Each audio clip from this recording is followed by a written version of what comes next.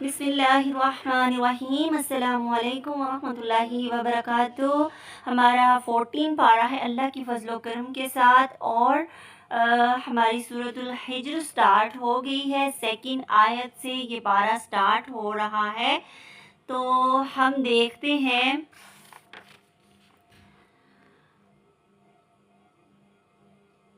अल्लाह ताला सख्त मिजाज वालों से क्या करता है, नफरत करता है। तो यहाँ पे सेकंड आयत में क्या, काश हम भी मुसलमान होते। अक्सर औकात ऐसा होता है, कभी कभी हम चाहते हैं कि कभी कभी चाहते हैं काफिर के काश वो भी मुसलमान होते।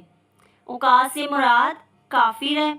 जिंदगी में कुछ मौके ऐसे आएंगे या मरने के बाद ऐसे मौके आएंगे कि जब उसे रह रह कर ये ख्याल आएगा काश इसने इस्लाम कबूल कर लिया होता। ठीक है। और दूसरा, मौत के वक्त सारी हकीकत उसके सामने खुल जाएगी, अंजाम देखकर भी कहेगा काश। दूसरा, जब फरिश्ते इनको जहन्नम की आग दिखाएंगे तो वो कहेंगे काश। तीसरा, बतौर सज़ा जहन्नम में जब डाला जाएगा, निकाला जाएगा, तो वो चाहेंगे, तब भी बोलेंगे कि काश। चौथा, हशर के मैदान में वो कहेंगे कि काश हम मुसलमान होते।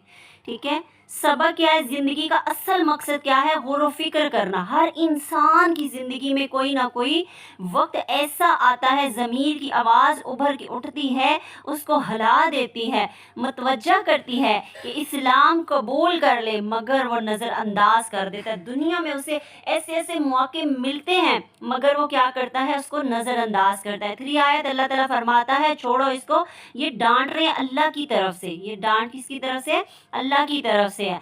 अल्लाह ताला कुफार को इनके तर्ज अमल पर मतवज्जा कर रहे हैं कि इस्लाम में रुकावट देना शदीद मोहब्बत, हास खाने पीने मज़े करने की नहीं है। ये ख्वाहिश इन पर इतनी छाई, गाफिल कर दिया इनको, लंबी उम्मीदों में मुब्तला हो गए। वो उनकी ज़िंदगी के 2 पहलू थे, खाना मज़े करना दुनिया में, दूसरा आखिरत अच्छी नहीं लगी। ठीक है। बहुत कट्टर मामला, लंबी आरजुओं की ममानत है। हमें ऐसी आरजुएं नहीं करनी है, ऐसी तमन्नाएं नहीं करनी है। अभी आपको बताया काश किन के लिए है, नो मुस्लिम के लिए है। उनके लिए हसारा है जो ईमान नहीं रखते हैं, वो भटके होते हैं। सजाओं को दे के, जैसे सेकंड आयत में आपको खोल के वजाहत के साथ बता दिया गया है कि कितने पहलू होते हैं इनके। ठीक है। आगे 4 आयत की तरफ भी आएंगे, लेकिन इससे पीछे आप थोड़ा सा और मतवज्जा हो कि जो हमें सबक मिलता है ना इस 2 और 3 आयात से, ज़िंदगी का असल मकसद क्या है। ज़िंदगी का असल मकसद है गौर व फिक्र करना, तो अपने ज़मीर को जगाना। वयुल ही लंबी आरज़ुएं, मुझे ये मिल जाए, वो मिल जाए, ये पालूं, वो पालूं, ये कर लो, वो भी मुझे मिल जाए, वो भी मुझे मिल जाए। रसूलुल्लाह सल्लल्लाहु अलैहि वसल्लम ने मेरा शाना पकड़ कर फरमाया, दुनिया में इस तरह हो जा जैसे तू मुसाफिर या रास्ता चलने वाला हो। हज़रत अब्दुल्ला बिन उमर रज़ी अल्लाह अन्हु फरमाया करते थे, शाम हो जाए तो सुबह के मुंतज़िर न रहो, और सुबह के वक्त शाम के मुंतज़िर न रहो। अपनी सेहत को मर्ज से पहले गनीमत जानो, और ज़िंदगी को मौत से पहले। ये सही बुखारी की हदीस थी। देखें हमें क्या बताया जा रहा है, क्या समझाया जा रहा है कि अगर हमारे ऊपर दिन आ जाता है तो हमें ये उम्मीद नहीं रखनी कि शाम भी आएगी। शाम है तो ये ना सोचे सुबह भी आएगी।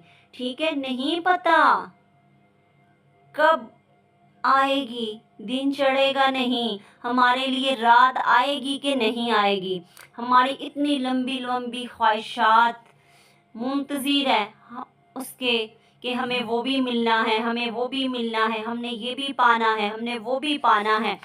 तो नेकियां ये नहीं है, नेकियां सब्र के साथ करते रहना चाहिए, फरिश्तों से हया करते रहना चाहिए, रब से हया करते रहना चाहिए। उसने इतनी नेमतें दी हैं, शुक्र करना चाहिए। अल्लाह ताला बेहतरीन दोस्त है, اس لیے ہمیں کیا کرنا چاہیے؟ زیادہ سے زیادہ بہترین دعائیں کرنی چاہیے. شکر کے لیے نعمت کی طرف غور و فکر کرنا ضروری ہے. نعمت کی حفاظت رازداری سے کیجیے. ٹھیک ہے. اس کا اصل چیز شرط کیا ہے ان چیزوں میں؟ شرط ایمان اگر ہے دل میں، ایمان ہوتے نا تو محبت ہوتی ہے. محبت ہوتی ہے نا تو وہاں پہ خوف بھی ہوتا ہے کہ میرا رب میرے سے ناراض نہ ہو جائے، تو ڈرتا ہے وہ. تو پھر اس سے ملنے کے لیے طلب ہوتی ہے تو محبت بڑھتی ہے.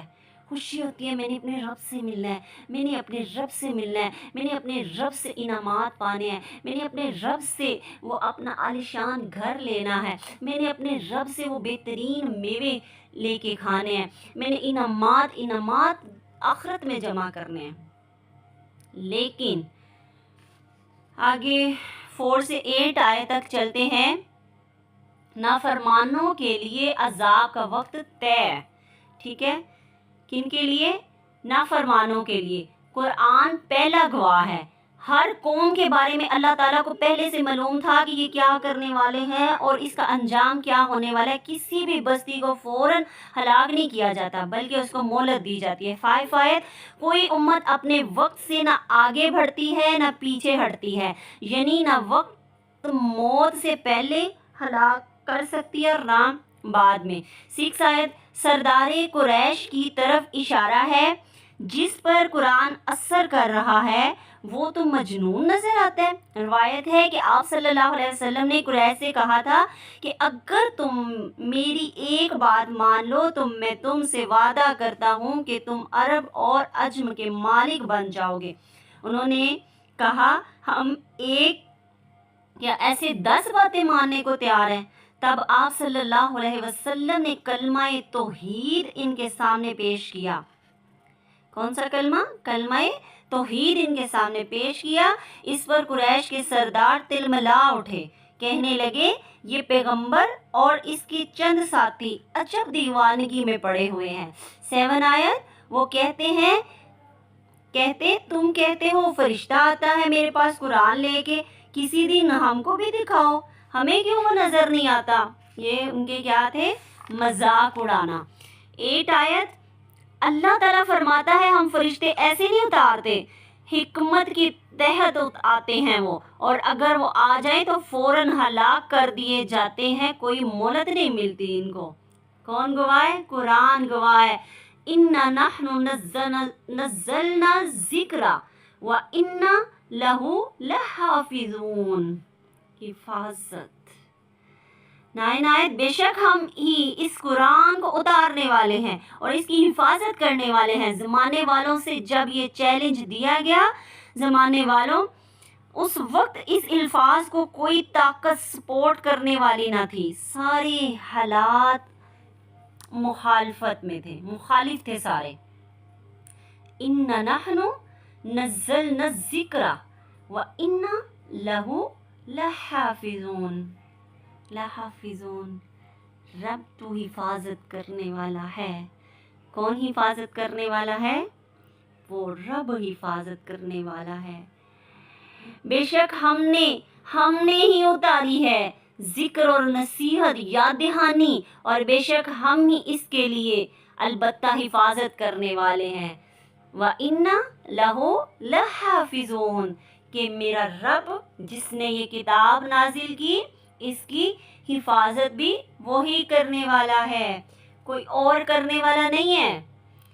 کافر جو مرضی کرے، مشرک جو مرضی کرے، ارے غرے جو مرضی کرے، ماننے والے تو مانتے ہیں، نہ ماننے والے جو مرضی کریں، اس کتاب کا کچھ نہیں کر سکتے. اور بتایا نا کہ اتنوں کو چیلنج دیا، کوئی ان کی سپورٹ کے لیے نہیں آیا، بس مخالف پارٹیاں تھیں ایک دوسرے کی، کوئی کچھ نہیں کر سکتا تھا. اللہ نے پیچھے بھی چیلنج دیا ہے، کوئی ایک آیت چینج کرنے والا، کوئی ایک صورت ہی بنا لاؤ، کوئی ایک آیت ہی لکھ لاؤ، مگر میرے رب کے ساتھ کوئی نہیں مل سکتا.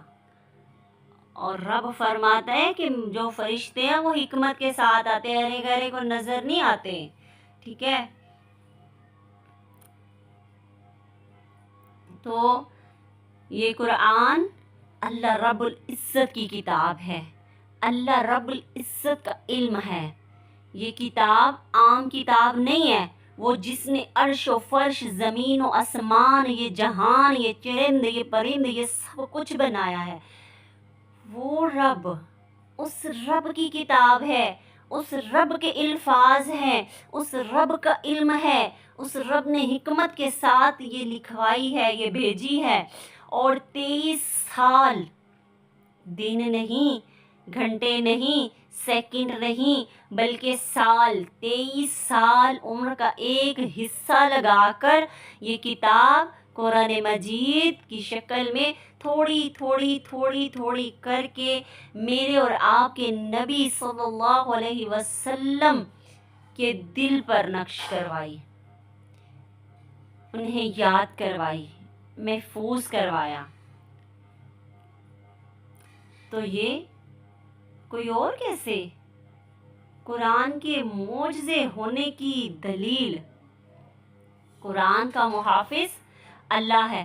بہتوں نے اس کو تباہ کرنے کی کوشش کی، ایمان والوں کو، بہتوں نے ہم میرے اور آپ کے آقا کو تکلیف دینے کی کوشش کی، بہتوں نے چاہا کہ یہ کتاب مٹا دی جائے، اس کو عدل بدل کر دیا جائے جیسے دوسروں نے کیا، مگر یہ تبدیل نہیں ہو سکی، کیونکہ اس کا محافظ کون ہے؟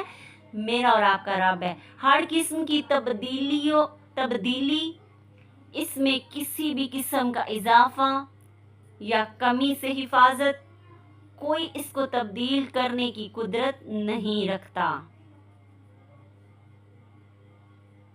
ہر قسم کی تبدیلیوں، تغیر سے اس کی حفاظت، اس میں کسی بھی قسم کا اضافہ یا کمی سے حفاظت، کوئی اس کو تبدیل کرنے کی قدرت کیا نہیں رکھتا، اس کو کوئی چینج نہیں کر سکتا۔ بہتوں نے کوشش کر لی، بہتوں نے ایمان والوں کو مٹانے کی کوشش کر لی، بہتوں نے میرے اور آپ کے آقا کو مجنون کہا، بہتوں نے مذاق اڑائے، مگر یہ نقش رہی کیونکہ رب سے تعلق تھا، کیونکہ ایمان لے کر آئے تھے، کیونکہ کام کرنے کے لیے آئے تھے، کیونکہ اطاعت گزار تھے، رب کی حمد و ثنا کرنے والے، ان کی اطاعت و فرما برداری کرنے والے۔ محاسبہ کیجئے اپنا اور میرا، میں اور آپ محاسبہ کریں، ہم کیا کرتے ہیں، ہم کیسے کام کرتے ہیں، ہم کیا ہیں، کیا کرنا چاہتے ہیں، کیسے کرنا چاہتے ہیں، کس کے لیے کرنا چاہتے ہیں۔ بھئی آپ اپنے لیے کرنا چاہتے ہیں، اس رب کو راضی کریں گے تو اس میں فائدہ کس کا ہے؟ میرا اور آپ کا ہے۔ نماز پڑھیں گے، فائدہ کس کا ہے؟ میرا اور آپ کا ہے۔ اس قرآن کو سیکھیں گے، اس میں فائدہ کس کا ہے؟ میرا اور آپ کا ہے۔ تو سدھر جائیں، سمجھ جائیں، مجھے اور آپ کو سمجھنا ہوگا۔ اللہ تعالیٰ کی قدرت کے شاہکار، اللہ تعالیٰ کی قدرت کے شاہکار 16 آیت سے دیکھتے ہیں۔ آسمان میں بروج کی بات ہو رہی ہے کہ ہم نے خوبصورت بنایا آسمان کو، یعنی اس کے اوپر چاند ستارے سجا کر کتنا خوبصورت آسمان لگتا ہے۔ 70 اور ہر شیطان مردود سے ان کو محفوظ کر دیا، یعنی جس طرح دوسری مخلوق زمین میں قید ہے، اسی طرح شیطان جن بھی اس خطے میں متعین ہے، عالم باعلیٰ تک ان کی رسائی نہیں ہے۔ یہ بات وحی کے حوالے سے سمجھائی جا رہی ہے۔ 18 آیات، آسمانی شعلے خوبصورت ہے، یعنی کیا؟ ستارے، سبحان اللہ۔ آگے 90، زمین میں ہم نے پہاڑ ڈالے، یہ مکی صورت ہے۔ اسلام کا ابتدائی زمانہ، لوگوں کو کائنات کی نشانیاں دکھا کر دین کی طرف راغب کیا جا رہا ہے، اور آپ صلی اللہ علیہ وسلم کو بھی یہ نشانیاں دکھا کر راغب کیا جا رہا ہے کہ سچائی کو مانے اور منوائے۔ ابتدا میں آسمان زمین جڑے ہوئے تھے، زمین الگ ہوئی تو ایک گول دائرے کی شکل بن گئی، اس کے اندر گہرائیاں پیدا ہو گئیں، پھر جس میں سمندر کا پانی جمع ہو جاتا تھا، گھڑیاں مطلب گہرائیاں، مطلب وہ کھڈے کہتے ہیں نا اس کو، اس گہرائی کو بیلنس کرنے کے لیے دوسری طرف کیا ہوا، پہاڑ بنا دیے گئے۔ ستارے، آسمان، زمین خوبصورتی کا ذریعہ ہے، اللہ جانتا ہے آگے بڑھنے والوں کو، ٹھیک ہے۔ یہاں پہ کیسے خوبصورت زمین کو بنایا، اس حوالے سے سارا، البتہ 24 آیت میں البتہ جان لیا آپ نے آگے پھرنے والے اور پیچھے رہنے والوں کو۔ 25 بے شک تیرا رب روز آخرت جمع کرنے گا، وہی حکمت والا ہے۔